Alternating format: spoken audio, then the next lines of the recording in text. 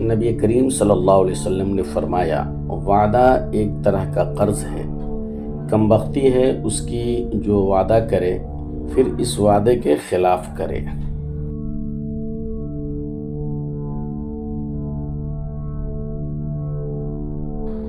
جب تمہیں اپنی نیکی اچھی لگنے لگے اور برائی محسوس ہو تو تم مومن ہو۔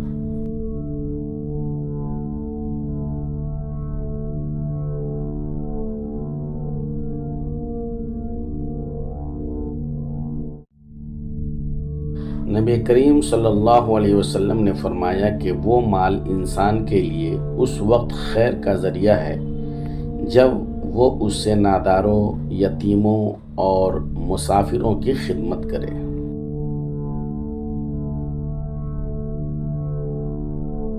نبی کریم صلی اللہ علیہ وسلم نے فرمایا کہ جس شخص پر تنگ دستی مسلط ہو جائے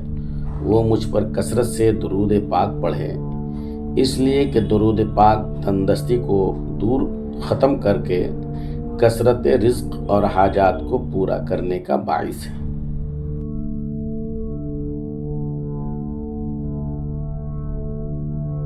نبی کریم صلی اللہ علیہ وسلم نے فرمایا کہ بے شک بیماری کے ذریعے اللہ تعالیٰ مسلمان بندے کے گناہ کو ایسے ہی دور کر دیتا ہے جیسے آگ سونے اور چاندی کے میل کو دور کر دیتی ہے۔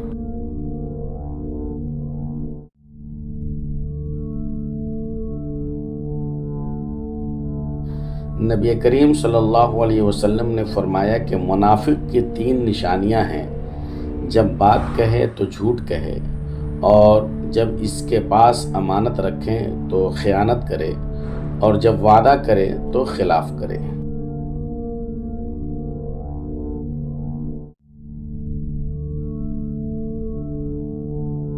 نبی کریم صلی اللہ علیہ وسلم نے فرمایا، جو کسی مومن کی عزت آبرو کسی منافق سے حفاظت کرے گا تو اللہ تعالیٰ ایک فرشتے بھیجے گا جو قیامت کے دن اس کے گوشت کو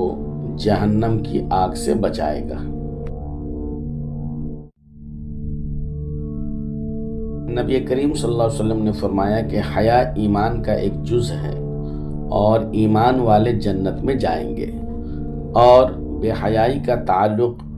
ظلم سے ہے اور ظالم جہنم میں جائیں گے۔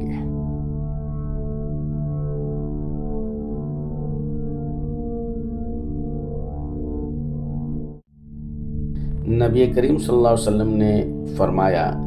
ایمان کی بلندی 4 باتوں میں ہے: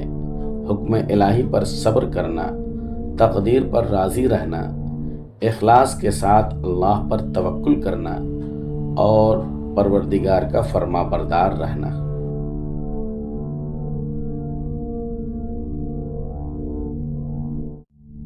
نبی کریم صلی اللہ علیہ وسلم نے فرمایا کہ سب سے بڑی زیادتی یہ ہے کہ آدمی ناحق کسی مسلمان کی بے عزتی کرے۔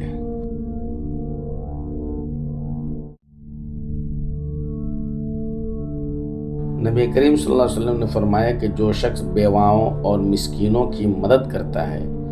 وہ اللہ کی راہ میں جہاد کرنے والے یا رات کو باقاعدگی سے نماز پڑھنے اور دن میں روزہ رکھنے والے کی مانند ہے۔ نبی کریم صلی اللہ علیہ وسلم نے فرمایا، اللہ تعالیٰ فرماتا ہے، اے آدم کے بیٹے، اگر تیرے گناہ آسمان کو چھونے لگیں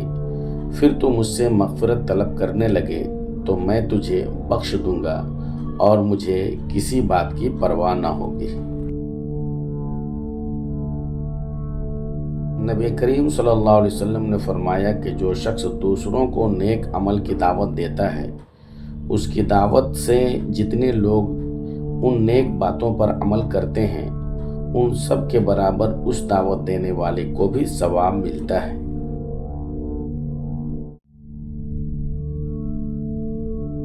نبی کریم صلی اللہ علیہ وسلم نے فرمایا کہ یہ بات سنت میں سے ہے کہ آدمی اپنے مہمان کے ساتھ اسے رخصت کرتے وقت گھر کے دروازے تک نکل کر آئے۔